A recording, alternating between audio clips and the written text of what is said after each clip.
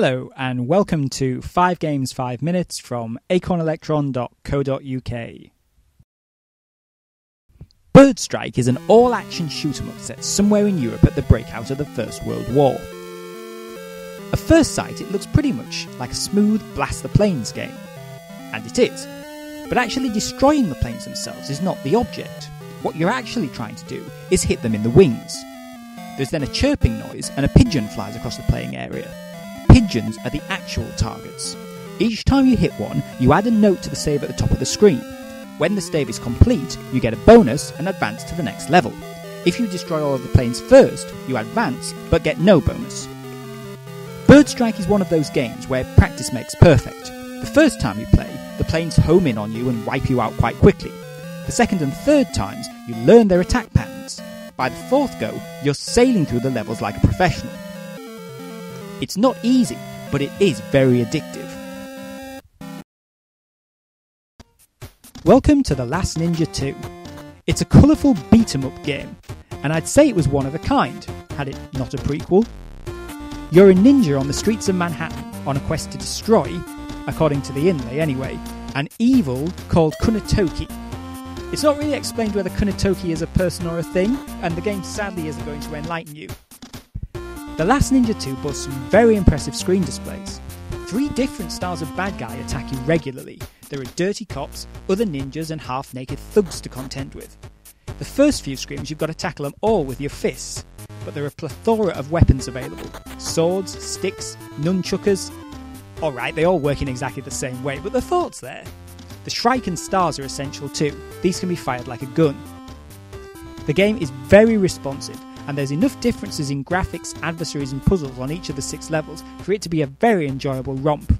Although, if the final puzzle is Kunitoki, then his evil has been greatly exaggerated, I have to say. Sound the alarms! Up next is a game which is absolutely unmissable, 3D Pool. Your first reaction on seeing this is it's impossible. It literally cannot be. Yes, there are a number of pool, billiards and snooker games on the Electron, but we'd resigned ourselves to overhead table games, right? Wrong. 3D Pool is an awesome roam, duck, squat and accurately position the cue to play a pool contest against either a computer or a friend. The standard game itself is beautiful. However, as it continues and the opponents get slowly tougher, they start pulling off trick shots and you have to respond in kind. Rather than leaving you at their mercy, you can learn the trick shots, and because the whole game is in 3D, the balls behave exactly as they do in real life. I mean, are you impressed or what? There's so much packed into this one file title that it's an unparalleled work of genius. Get it, play it, be amazed. Bedbugs is a little known game from Optimus Software. It's little known for good reason. It's awful. You are asleep in your bed, which is infested with fleas and bedbugs. Presumably you're paralysed from the neck down or something because you don't get up and call the exterminators. Presumably you're also a few cans short of a 6-pack, because how do you attempt to deal with this infestation? Naturally enough, with a jam sandwich, a wet wipe, a pair of false teeth and a telephone. Now all of this is left for you to work out yourself, because the author didn't include any instructions.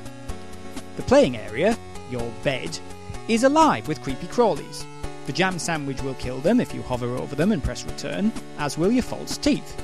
Go off the bed, get bitten too many times on those little pinkies of yours, or dare to put your sandwich in the jam, and you have to start all over again.